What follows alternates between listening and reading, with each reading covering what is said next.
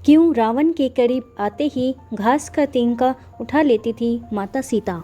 रामायण के अंदर निश्चित रूप से आपने देखा होगा कि जब रावण माता सीता का हरण करके लंका ले गया था, तो उस समय जब भी रावण माता सीता के सामने आता था तो माता सीता एक घास का तिनका उठा लेती थी।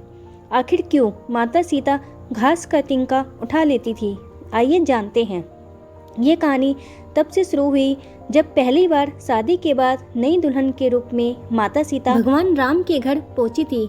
हमेशा से ही सनातन धर्म में ऐसा रीति रिवाज रहा है कि नई दुल्हन पहली बार जब ससुराल में खाना बनाती है तो वे खाने में सबसे पहले कुछ मीठा बनाती हुई नजर आती है। माता सीता जब पहली बार अयोध्या गई थी तो भगवान राम के घर पर माता सीता ने खीर बनाई थी। सभी लोग बैठकर खीर खाने ही वाले थे कि तभी एक बहुत जोर से हवा का झोंका आया था और उस हवा के कारण राजा दशरथ की खीर में एक तिनका गिर गया था। अब माता सीता उस तिनके को तो देख पा रही थी, लेकिन वह यह नहीं समझ पा रही थी कि किस तरीके से राजा दशरथ की खीर से इस तिनके को निकालकर बाहर फेंके।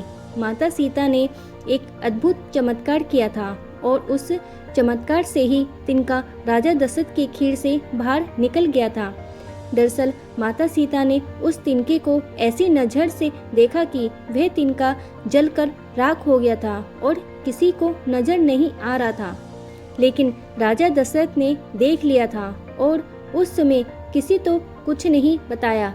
बाद में माता सीता को जब राजा दशरथ ने अपने कक्ष में बुलाया तो उनके सामने बोला कि मैंने आज जो चमत्कार देखा है वह निश्चित रूप से एक जगत जननी ही कर सकती है।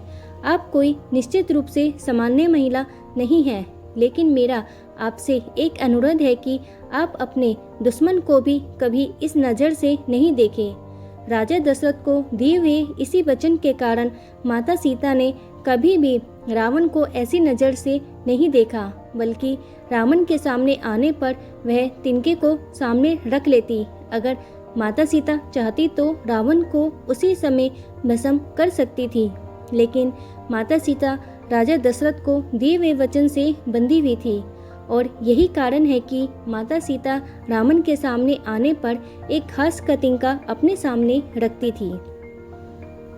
तो दोस्तों, कैसी लगी आपको आज की कहानी? उम्मीद है आपको पसंद आई होगी। इसी तरीके की और कहानी देखने के लिए मेरे चैनल को लाइक करें, शेयर करें, सब्सक्राइब करें और बेल बटन भी जरूर दबाएं ताकि आगे की नोटिफिकेशन आपको मिल सके। वीडियो देखने के लिए आपका धन्यवाद।